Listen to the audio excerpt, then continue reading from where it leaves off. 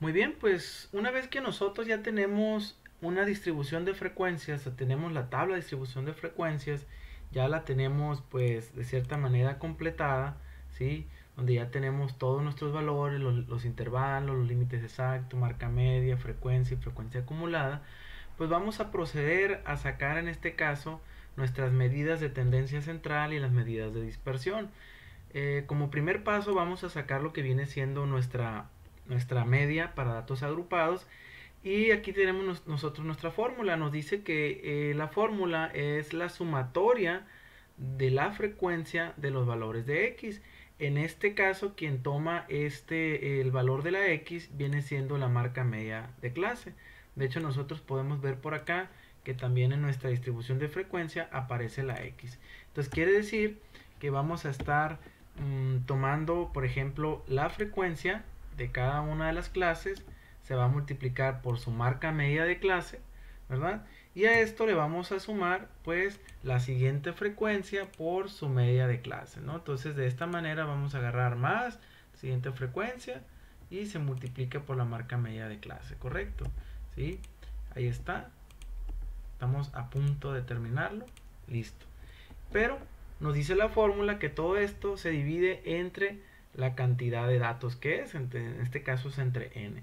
Entonces nosotros podemos ver que ese n lo podemos ver aquí al final de la frecuencia acumulada, que sería 25, ¿no? De tal manera que nosotros podemos ver que la media para esta distribución de frecuencias es de 16.7, ¿sí?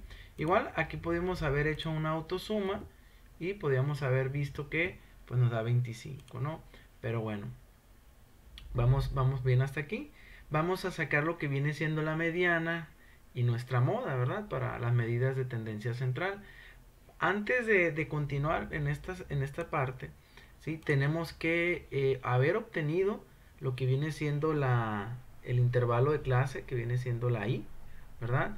Y para lo que viene siendo la moda tenemos que sacar las diferencias, ¿no?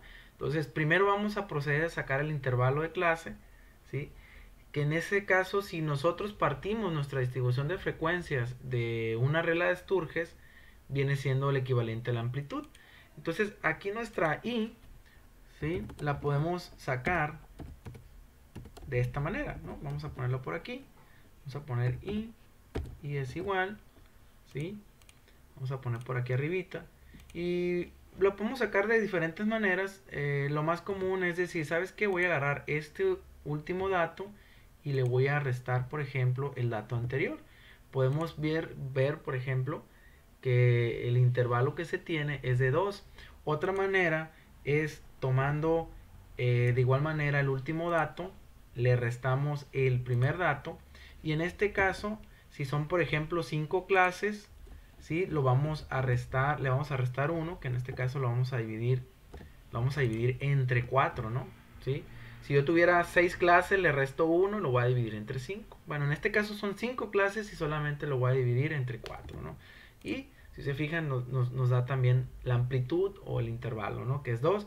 Quiere decir que estos datos pues van de 2 en 2. De 13.5 a 15.5 pues hay un intervalo de 2, ¿no? Que hay una amplitud. De hecho, acá lo podemos ver que solamente van de 2 en 2. 13 y 14 pues son dos valores, etcétera, ¿no?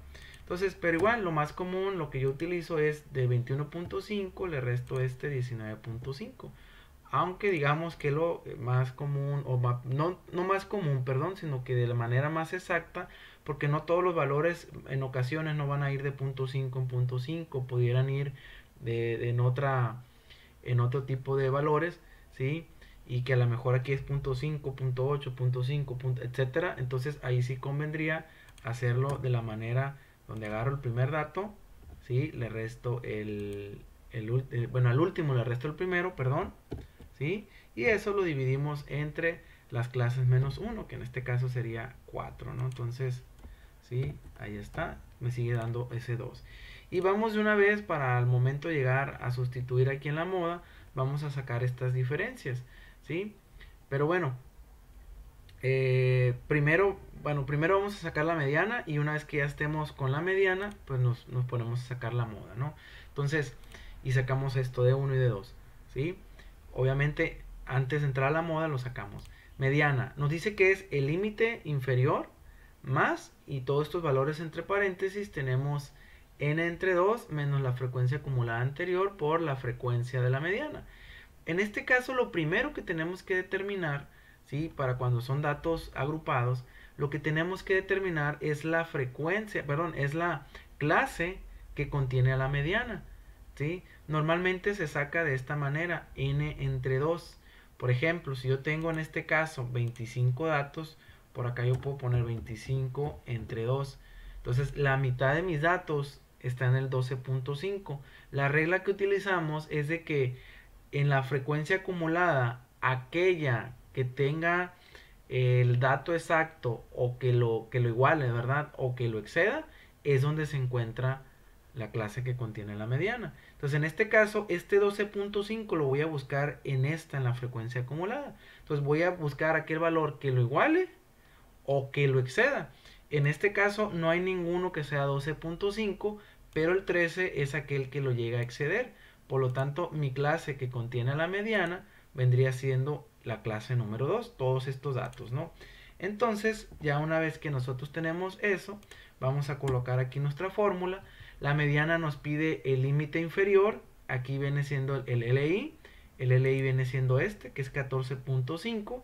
A la fórmula hay que sumarle más, abrimos un paréntesis, nos dice que es n entre 2, que en este caso n sabemos que es 25, lo dividimos entre 2, realmente fue lo que hicimos ahorita al momento de dividirlo. A eso le restamos la frecuencia acumulada, pero dice con una A mayúscula, frecuencia acumulada anterior. Si mi frecuencia de la clase, mi frecuencia acumulada es 13, la anterior en este caso sería 5, ¿sí?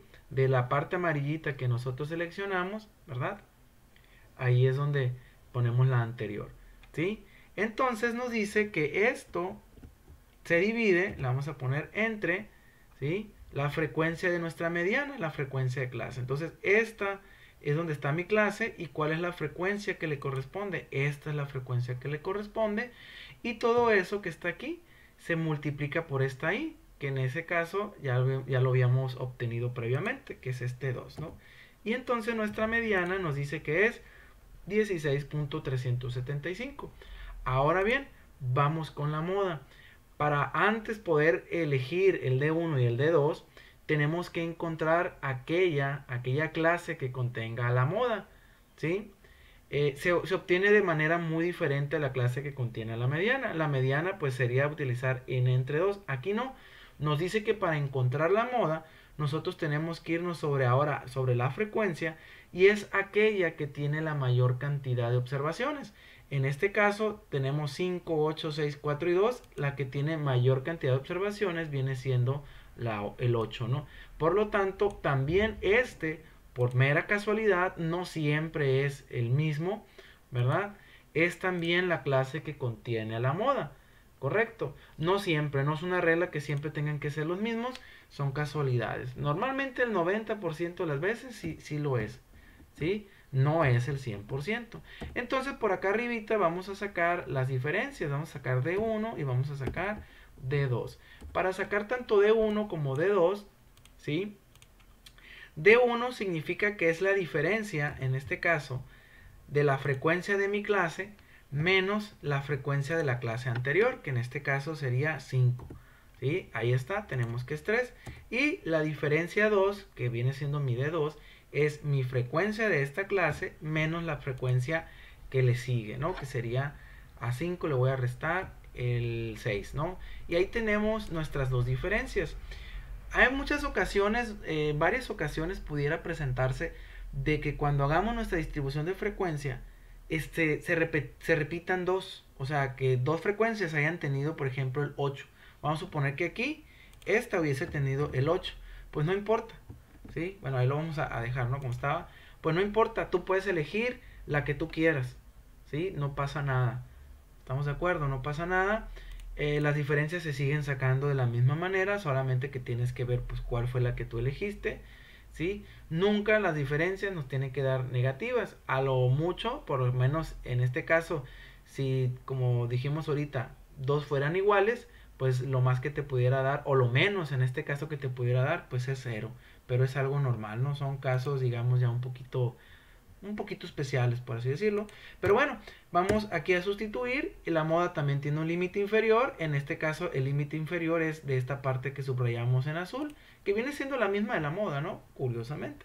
Entonces, ese es el límite inferior. Si se fijan, aquí dice límite inferior.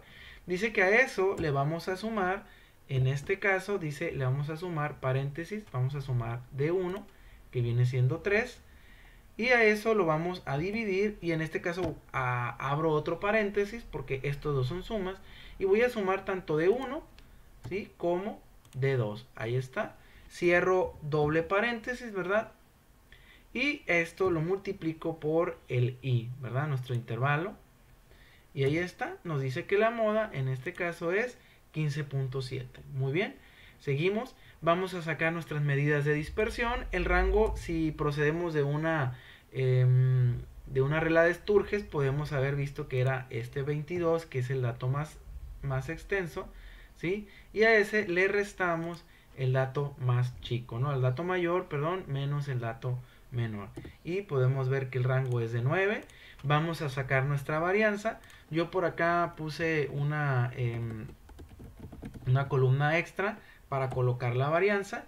La varianza lo podemos ver nosotros por acá, la fórmula nos dice que es la sumatoria de las frecuencias, ¿sí?, de x menos la media elevado al cuadrado entre el total de mis datos. Bueno, en este caso lo que vamos a hacer en esta columnita es que vamos a sacar las diferencias que hay de x menos la media, la poblacional, la media que obtuvimos, y lo vamos a elevar al cuadrado. Al final vamos a sumar toda esta columna, ¿sí? Y ya en la parte aquí de la varianza, pues vamos a dividirla, ¿no? Entonces, voy a ponerle aquí, voy a poner columna varianza. Bueno, lo vamos a dejar de esa manera. Aquí vamos a poner nuestra fórmula. En este caso, bueno, ponemos un igual. Ponemos el igual. La fórmula dice que lo primero que ponemos, bueno, antes de la suma, es nuestra frecuencia. En este caso, aquí está mi frecuencia.